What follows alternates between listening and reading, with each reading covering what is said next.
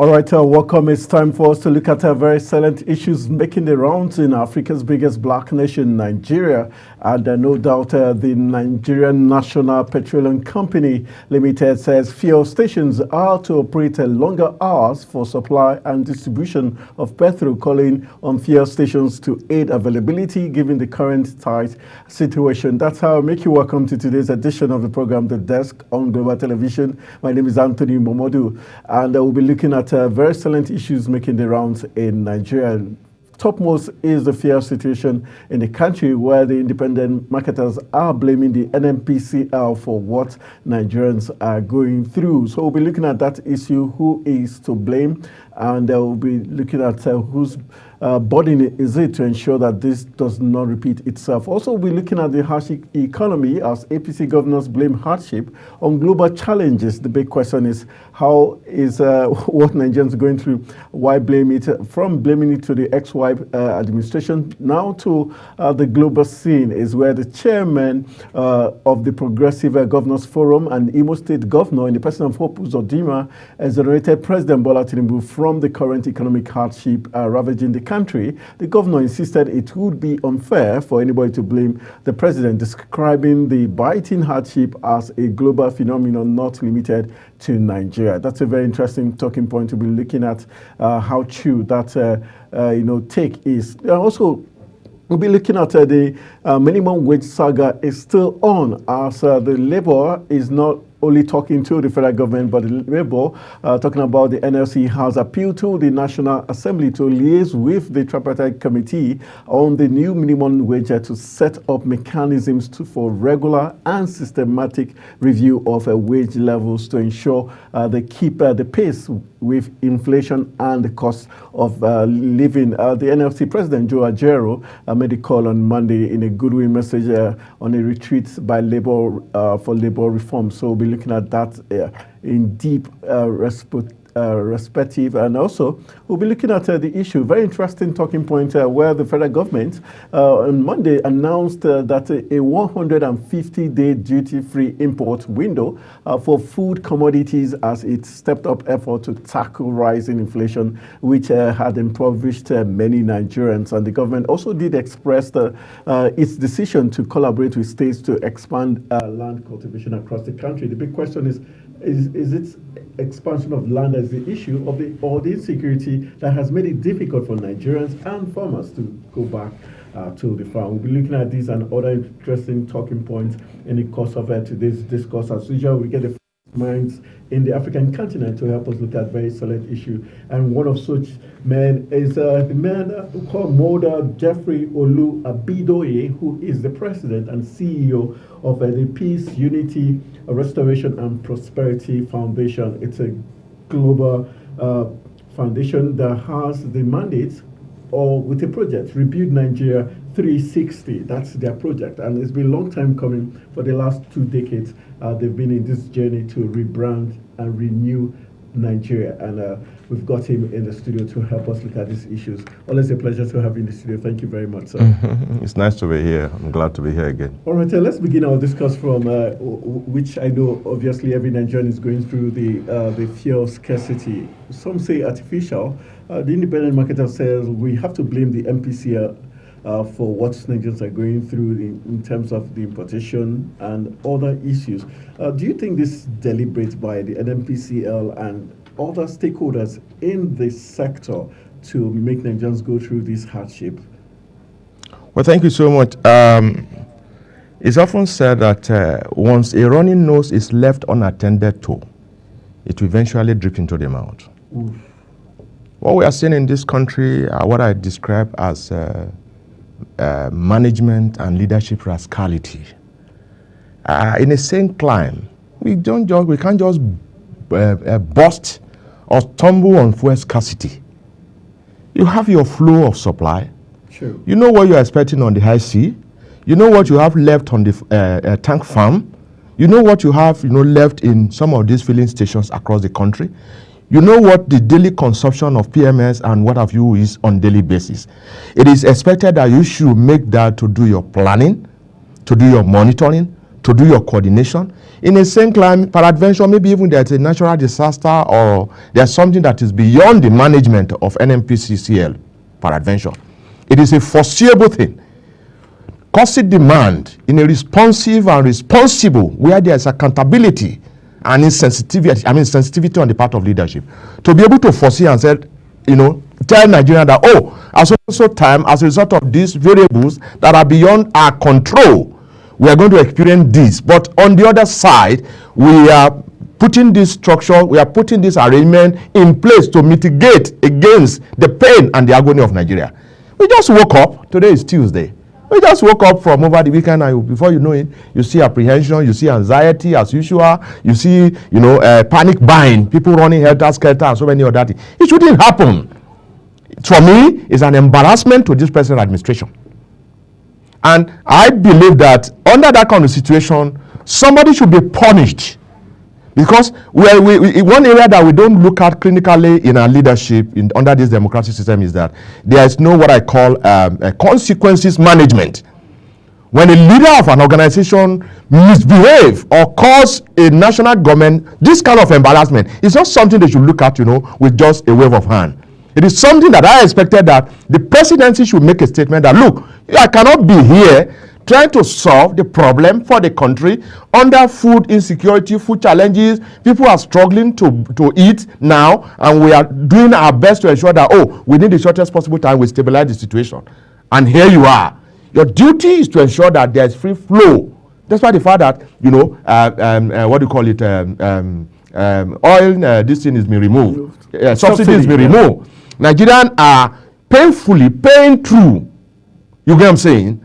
We are not complaining. We have resigned to that. We are settled with that right now because that was one of the finest decisions that this administration took shortly after they came in May 29 the other year. Some groups have called for the resignation, the removal of Mele Kyari as the boss of the NNPCL, laying some accusations of mismanagement of funds and lack of competence of running that industry. Do you think it's time for Nigeria to have a change of guard so that it doesn't become something like a family business or something that becomes, he becomes too used to it that it becomes hard for him to let other persons in the industry also lend their own contribution towards the development of that sector? Well, thank you so much. For me, without prejudice, everything rises and falls on leadership. All right? The soul of the existence of Nigeria as a country and as a people revolve around oil. The role and the strategic importance of fuel in fueling the existence of an average person in this country cannot be overemphasized in several dimensions. So it is expected, and one of as good, as fantastic as I personally applauded the removal of oil subsidy, all right, under this present administration, one of the major statements that Tinubu made in May 29, 2023, when he assumed power, is that a subsidy removal that has become a scam of the highest order was removed. I was at Igu here that day, and I said, thump up. That means it's a new door for Nigeria. And one of the things that I expected that the president should do almost immediately, because when an elder begin to dwell for too long on the past, it's bound to have a severe collision to the future. People who have been embedded, people who have been, systemic, that have, been established deeply, rooted in the system in the era of this scam called oil subsidy. Why are you still retaining them? So what I expect that immediately was trying to just please the no. There's no need to please anybody. The Northern Bloc. Making that statement that oil subsidy is removed, the next thing I expect within 48 hours is that from the top, those top people wipe them away, throw them out immediately, and then raise some set of people and bring people from the private sector that are competent, that are passionate, that will deliver in line with your passion for the country called Nigeria. Are you with me? We are the 6th largest exporter and producer of oil. It is painful that under last administration without prejudice, none of our refinery worked for 8 years. And within those period, annually, there were budget for turnaround maintenance in billions of dollars. And up to now that we speak, we have not seen any of those refinery working. That's one. Two, in this is July, the GMD of NNPCL promised that by December last year, refinery, Port Harcourt refinery will start working. Is it working right now? Not yet. They shifted it from that December to say March, April. By March, April has come and gone. Is it working now? Is any of our refinery working? Thirdly, this is July, and none of this refinery is still working. That means some people somehow have, established themselves as, high-wired, cartel who are daily making money and making Nigeria to debt. So I expect, because by constitution across the globe I've done a comparative analysis, the power in the hand of the President of the Federal Republic of Nigeria is enormous. So Baba Tinubu, our president, should wield the big stick. At this point in time, Nigerians are crying. Are you with me? We are crying. And so, as far as I'm concerned, the entire NNPCL, both nationally, zonally, and at the state level, at all levels, particularly at the headquarters, it needs what I call surgical operation. Surgical operation, not minding whose source is God. Anybody that has been maybe at the management level, like a executive director or whatever, that have been there, that are outliving their usefulness, should be shown the way out. And let new set of people come on board. And then pick people randomly across key sectors, particularly, oil and gas. We have competent hands, both within here and outside the country, that can manage. It's the same oil that we have in Saudi Arabia. It's the same we have in some of these OPEC countries that are making money, and they are running the thing profitably well. What's happening to our own? So I don't know what exactly. Sometimes I sit back, I wonder. So he has made that decision now, removing the oil subsidy. Yet, the major problem, the clog in the wheel of our progress, is still there, lying down. All right, let's look at what the NNPCL has charged the fuel stations, saying they have to work extra long hours to ensure availability and all that. Do you think the fuel stations would comply to that directive? And do you think that would quickly end this sufferings Nigerians are going through? My brother, without much ado, people who are supposed to be working are not working. It is Colin Powell that says government have an eye that never sleep.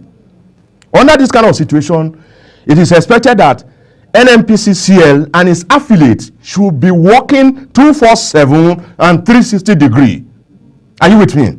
For instance, we used to have what we call DPR. I don't know when you have them on bundle here and there now. You don't even know. The DPR is the Director of Petroleum Resources that supervise the operations, the outlet, the retail, operations of and all that. They are supposed to be moving from one filling station to another. This is Federal Capital Territory, for crying out loud. Now, if the people, some of us in Abuja, are facing this kind of crisis, then imagine people who are in the remotest part of the country. Are you with me? We have men and women that were hired, that are being paid on daily basis from the Commonwealth that belongs to you and I to do this job. They sit down in the office, they are not productive, and they are sleeping. They come to work, sometimes you don't even see them. There's no accountability. There's a lot of docility, there's a lot of laziness, there's a lot of delegation of duty and so many other things and other. No accountability. How dare you now go to bed? They know that the filling station should be selling extended, are the fuel available in those filling stations? All right, it's an issue. Quick questions for Mile Kyari to answer, and those in the oil sector. Let's move on to the next talking point, where we're talking about the harsh economy. APC governors blame hardship on global challenges. Hope Uzodinma, governor of Imo State, has said it was unfair to blame the current administration for the hardship Nigerians are going through, saying it's a global phenomenon. Do you agree with the governor of Imo State, who also at a point did oversee the primaries in Edo State, which was also controversial and was redone because he couldn't get the job done? Well, thank you so much. I must say this, that I am one person that I'm an uncommon Nigerian. I look at issues from a very constructive and objective perspective. The statement credited to the chairman of the governors, Progressive Governors Forum, Uzodinma, and others, yesterday or thereabout, it's a clear fact without prejudice. There is no part of the world today, no country from America to Britain, to any European country, to American country, to Asia, where the cost of living is not high. Are you with me? Even the petrol that we are talking about, if you see compare across the ECOWAS belt, Nigeria is still the cheapest. But the question is this: what is the government doing enough to mitigate, to ensure that the pain, the hardship, the agony is, seriously, comforted on the life of an average person. You know what I'm saying? So the cost of living today is everywhere. What we are still battling with is, the spiral effect, the multiplier effect of the COVID that many countries are yet to recover from as we speak right now. Domesticating that, by now, I expected certain things to have taken place. Yesterday, I was watching, I think on channel or one of these stations or whatever, where the wife of the president now is talking about, gardening. Gardening, yes. We have a concept like that called home farming for all, which we are talking about minimum of 5 seed or something of that nature or another. It is high time that an individual should begin to look inward. Every little space you have, what can you plant within 2 or 3 months that you can begin to harvest? That naturally will reduce your cost of spending going to market. Can you imagine about 5 tomatoes like this now, going for 1,000? What is the take home of an average person? The total population by statistics now of the civil servants or those whatever is not up to about 50% of total of Nigeria. You have about 65% in the private sector. Are you with me? There's no market as we speak right now that is exclusively for APC members. Neither do you have anyone for the PDP member. We are all in the same boat. Are you with me? So what I'm saying in essence is there is a proverb in my place, Yoruba. What that means in essence is that a child that is quachockled, that is malnourished for years, you cannot just wake up and you think, oh, miracle will happen, but I know it takes time somehow. But I expect certain things to have been in place in terms of aggressive, approach to ensure, because food is the most important thing. Are you with me? I expect certain things that, and that's why I'm happy with, I think, was it yesterday now, that the president now said, okay, they are lifting, whatever, for import duty-free or something of that nature or something of that nature. The government on its part is doing, some sort of, but there are still people within that system, within that angle. My question now is, the Minister of Agri, what exactly is he doing? How responsive, how proactive are they in terms of this? There are a lot of ministers there that are dead wood, with due respect, in court right now, that are not working. In a nation that the president is having a lot of issues across his hand, what are the governors doing commensurate to ensure that at the state level too, they are responsive and they are proactive? All right, those are questions we hope the presidency and the ministers would answer by response or doing the right things to get Nigerians, alleviate the sufferings of Nigerians. Let's move on to the next talking point for the want of time. We're looking at the minimum wage saga, as Labour has appealed to the National Assembly to liaise with the Tripartite Committee on the new minimum wage to set a mechanism for regular and systematic review of wage levels to ensure they keep pace with inflation and cost of living. Is this too much to ask? And do you think now that the Labour seem to be shifting from government to the National Assembly means they're gradually also losing faith with the fact that it's taking the federal government so much time to arrive at a decent living wage now, which we know that there was a bill that was supposed to be passed to the National Assembly? Well, thank you so much. I was privileged to be a union leader while I work with security printing and minting. From Adams Oshiomhole days till now, it is the same path, it is the same route, it is the same method of agitation and salary review that the NLC, TUC has been towing. Are you with me? When you go the same route for too long, you adopt the same methodology and style for too long, you don't get any, something new from what you are getting.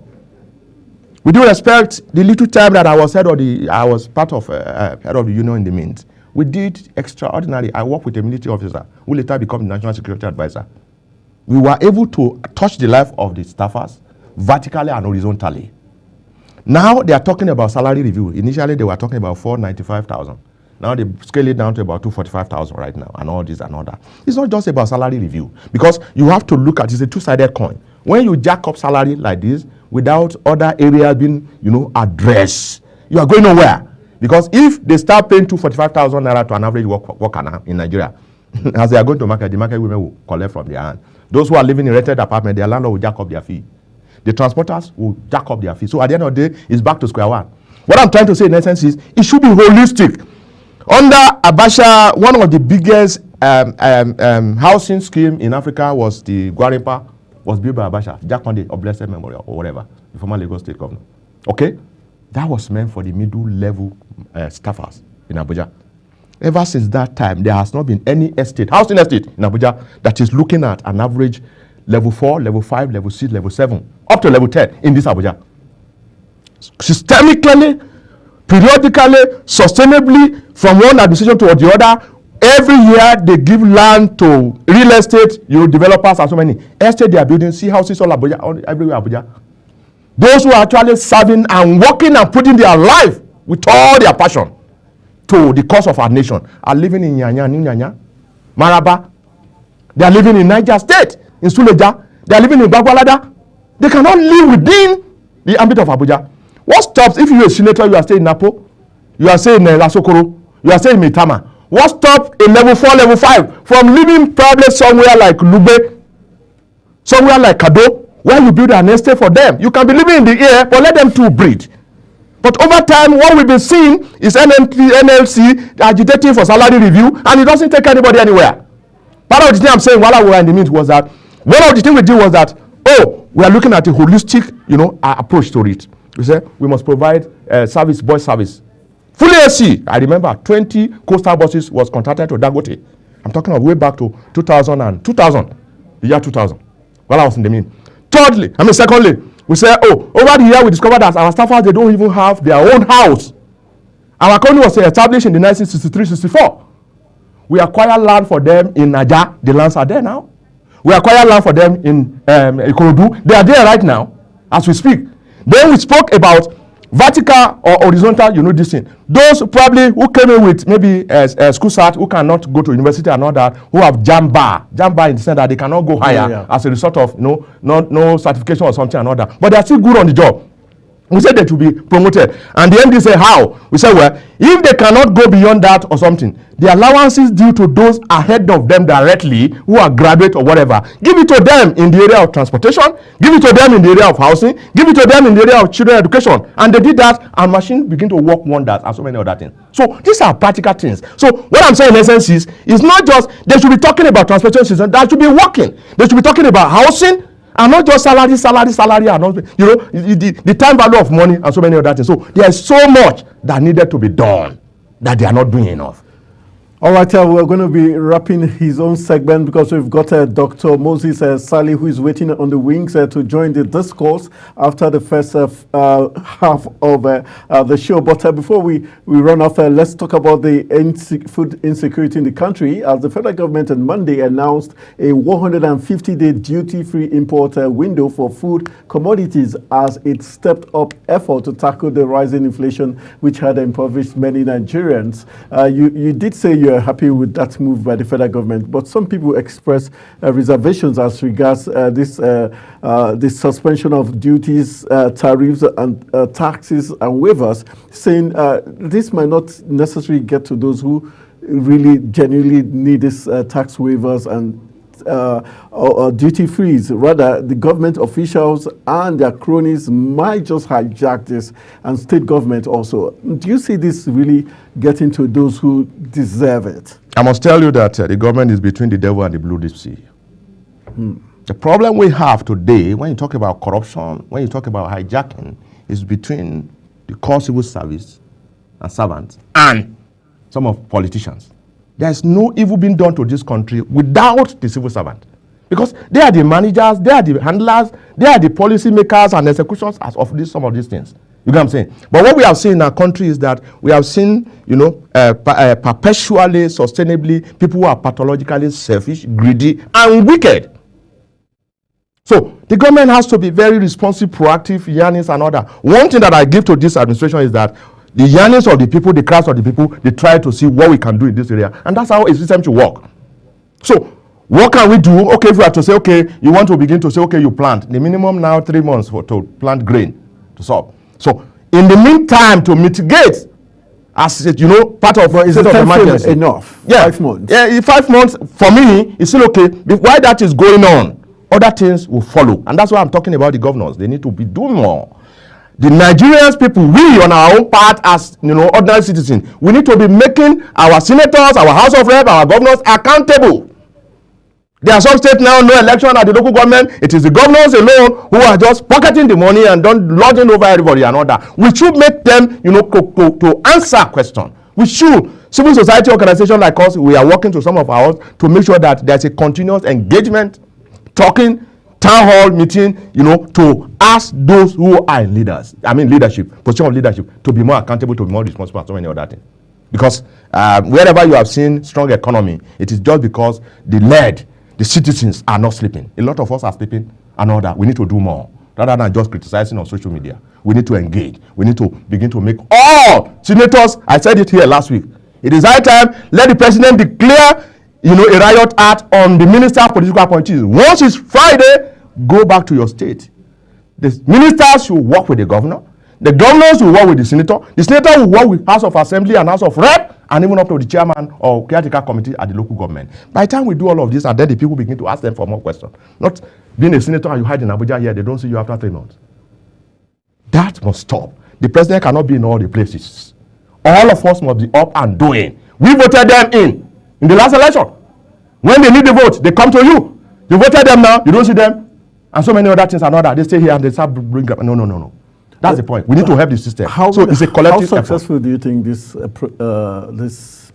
initiative would be in terms of lowering the high cost of food prices in the market? Well, I'm prescribing that the government should engage the civil society organization as far as this is concerned to ensure that as those things are coming to monitor, we have them.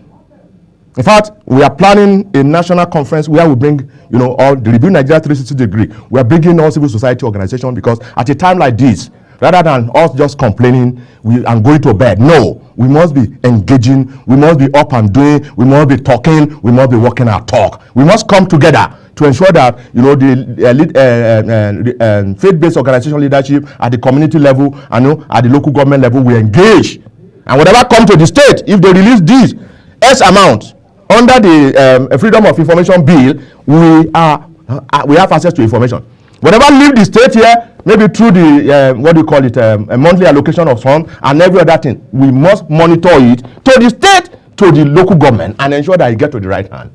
All right, always a pleasure having Modal Jeffrey Olu Abidoye, who is the Global President and CEO of the Peace, Unity, Restoration and Prosperity Foundation, who has a very laudable project talking about Rebuild Nigeria 360 degrees, joining us on the program and giving his take as regards the talking point we shared. We'll be going for a very quick break. When we return from the break, we'll be having Dr. Moses Sali, who is a political scientist, and he'll be helping us look at other talking points on today's edition of the program, The Desk. Stay with us.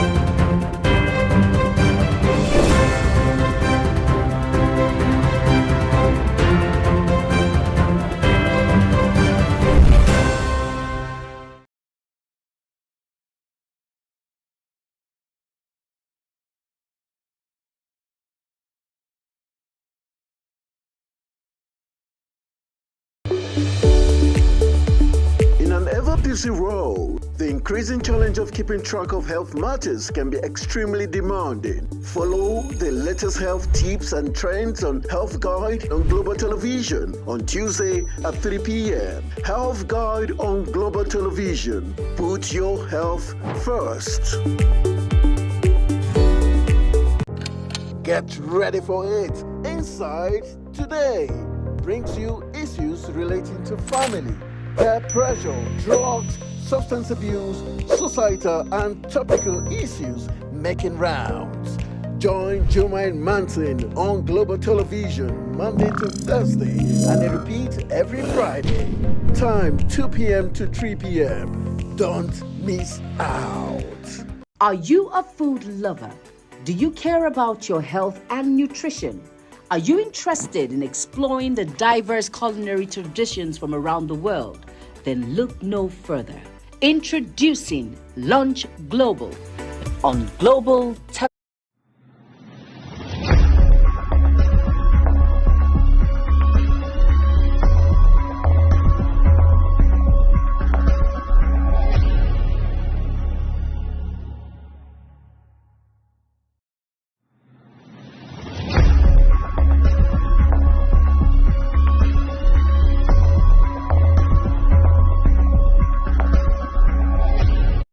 All right, welcome back to the program, The Desk on Global Television, the most compelling talk show on TV. And we're in with a big shout to look at other issues. Right in the studio right now is Dr.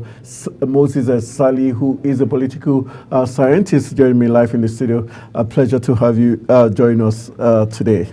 It's a pleasure to be here again. All right, let's begin. We'll begin our discussion with the Emefiele's Gate, as the Economic and Financial Crimes Commission opposed an application for the former governor of the Central Bank of Nigeria, Godwin Emefiele, for the release of his passport to facilitate an overseas medical trip.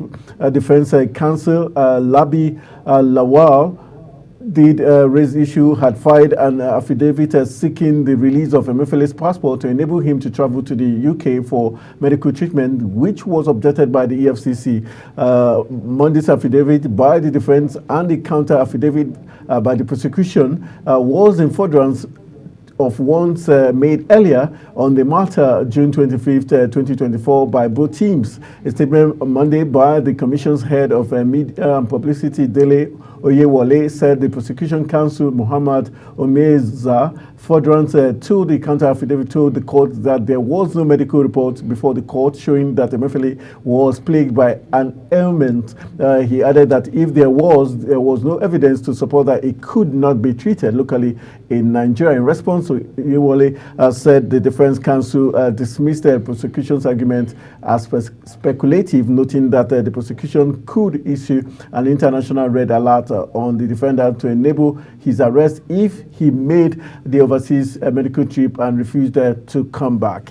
Do you think Emefiele, some school of thought believe Emefiele is being used as a scapegoat, and the fact that we've seen other influential Nigerians who have had similar cases and who have also gotten the judiciary, approve their application for medical treatment. Do you think there's a deliberate attempt to, just winch hunt, like some school of thought, Godwin Emefiele for his alleged, financial crimes? Well, thank you very much, Tony. Emefiele's case is a peculiar case in Nigeria.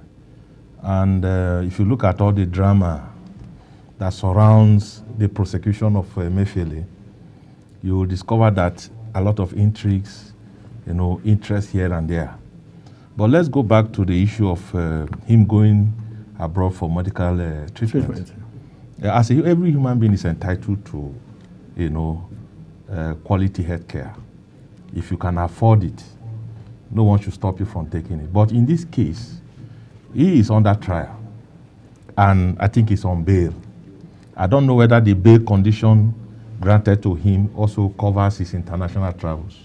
If it does not, then there should be an application for that, which I think the lawyers to Emefiele did.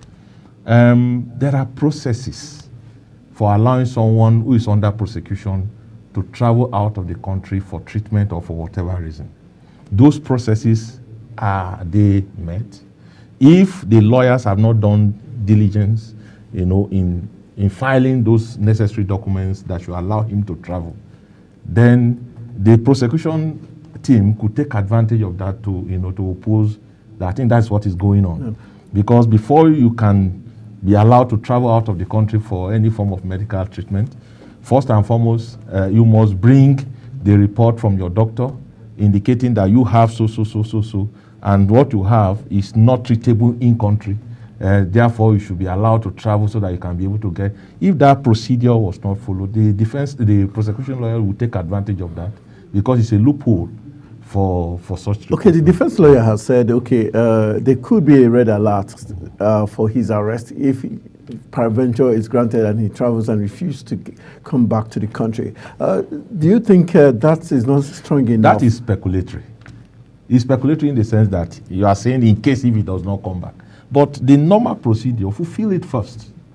If you have fulfilled, okay, you have been asked that this, for you to get into this place, these are the procedures.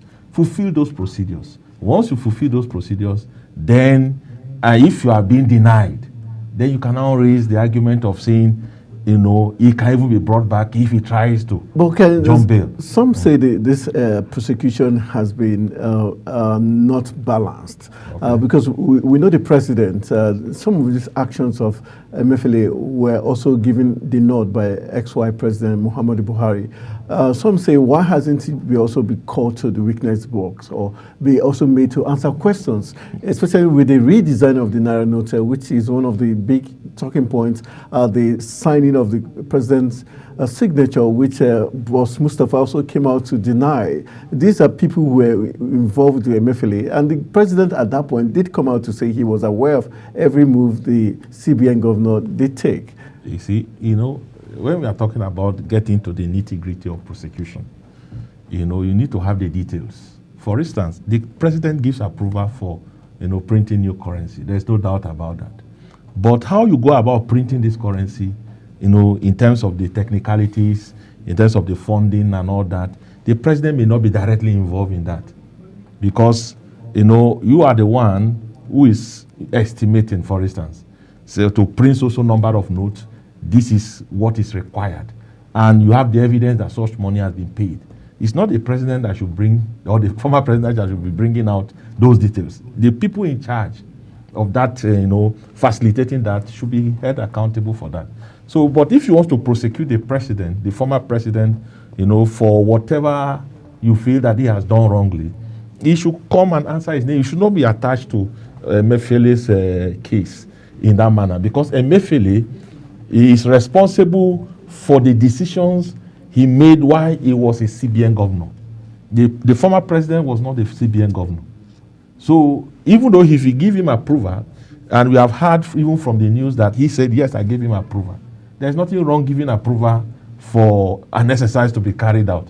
But if there are other issues that they see the president, maybe by directly dipping his hand into the treasury to take fund and all that, and they have evidence to that, it should be brought in for prosecution. All right, let's leave the Emefiele gate now, moving to Kano State, where the Kano State Governor, Abba Yusuf, has directed the state Hisbah board to crack down on groups suspected to be promoting and advocating for the LGBTQ rights in Kano. The directive was coming amid a rising tension over the activities of groups allegedly promoting same-sex marriage in the state. The Commissioner of Information, Baba Datiye, disclosed this in an interview. This issue has consistently be raising tension. Some people are of the opinion that they hope the Hisbah group would not take laws into their hands and also go overboard in their quest to stop groups promoting that the LGBTQ people. For you, it's how controversial is this move? Actually, okay, I think my producer says we'll go for a very quick break. We'll go for a quick break. When we return from the break, the discourse on the desk continues. Stay with us.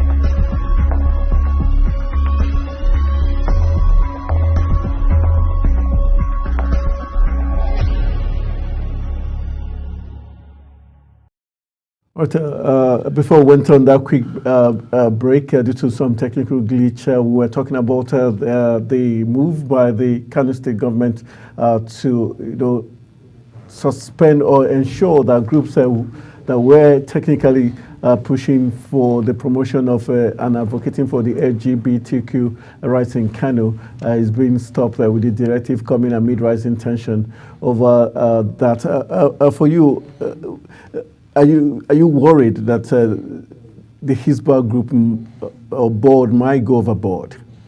Yes, I'm worried as a citizen because first and foremost, Nigeria is a democratic country, and Nigeria is a federation.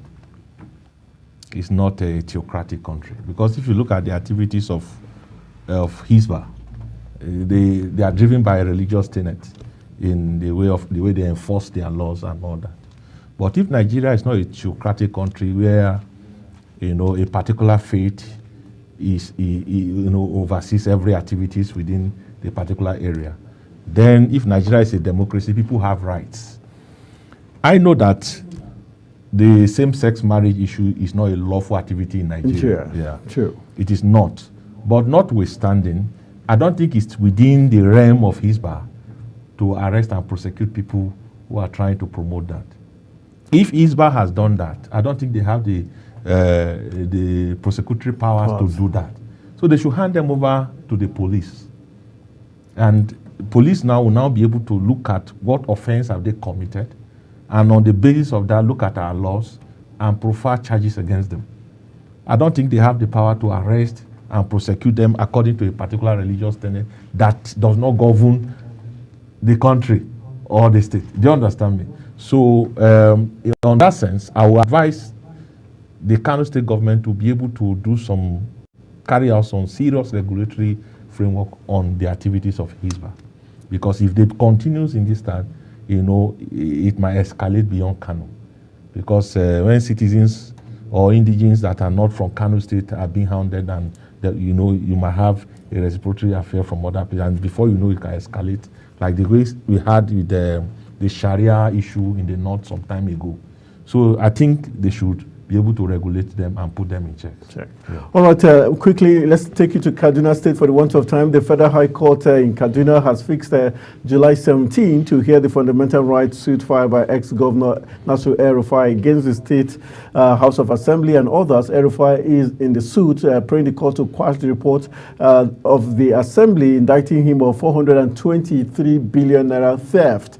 In the suit, through his lawyer Abdul Karim Mustafa, El-Rufai argued that the Assembly breached his right to fair hearing by not inviting him in the course of the probe. He is urging the court to declare the report of the Assembly ad hoc committee indicting it null and void. A lot of people have said, why say the report is null and void rather than prove that the 423 billion naira was not used wrongly or misappropriated. That's what he would have done to prove his innocence, rather than just completely say the court to say it's null and void. And also, in one hand, he's saying no fair hearing. Do you think there's some discrepancies in what he's asking for? Yeah, if you look at from the content of what he has appealed for, you realize that he is challenging the process that through that report. Yeah. Because if the Assembly had investigated, his tenure and how monies were spent and used, I think it is a major oversight on the side of the Assembly not to invite him and ask him questions.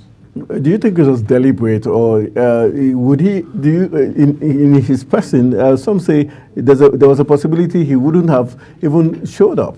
That is speculative. If you have, there are procedures for inviting someone. If you try to deliver it to him personally and he's evading it, you can publish it.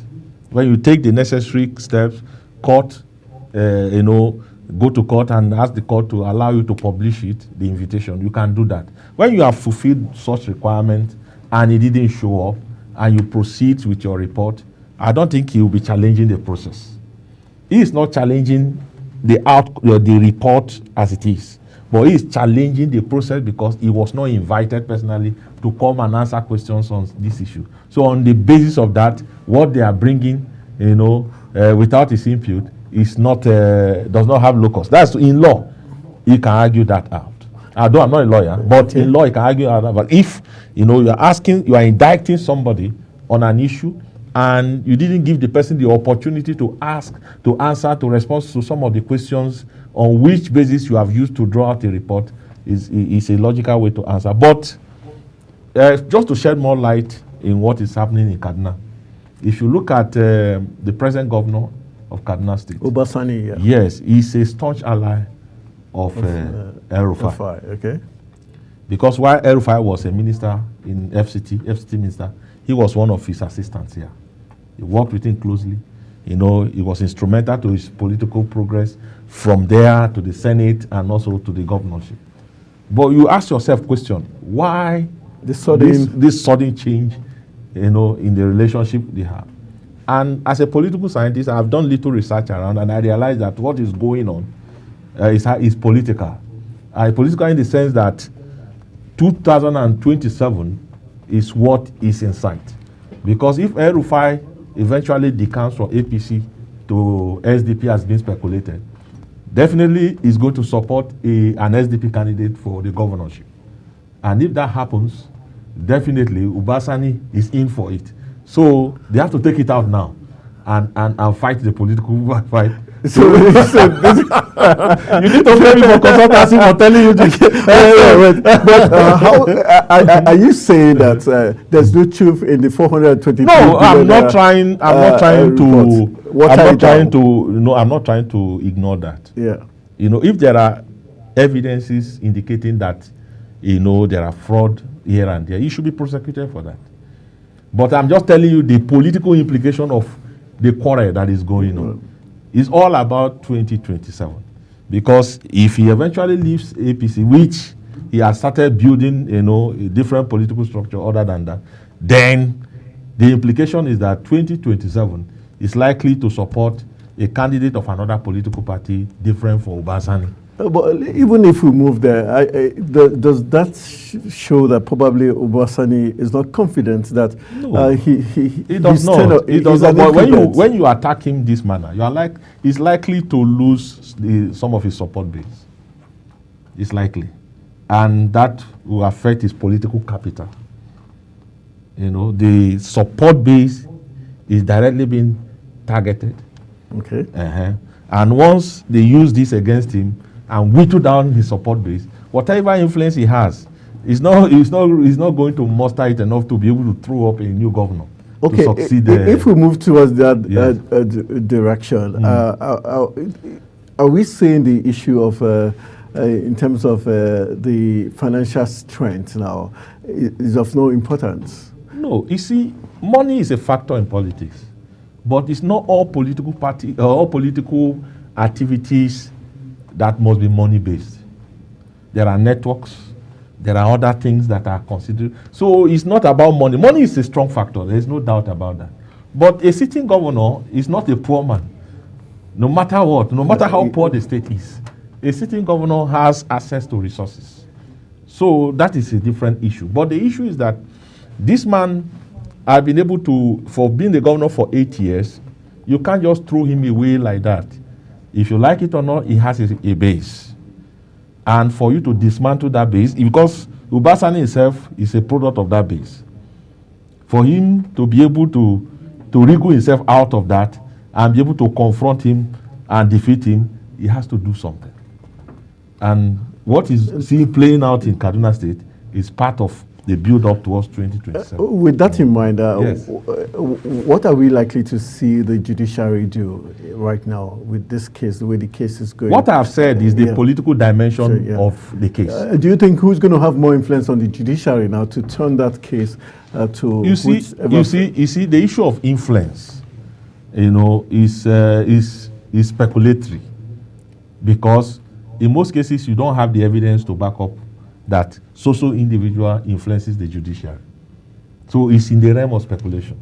But if the weight of evidence of what you are bringing to court is overwhelming, no judge can, in his right senses, can be able to to say I want to look at something differently. Do you understand me?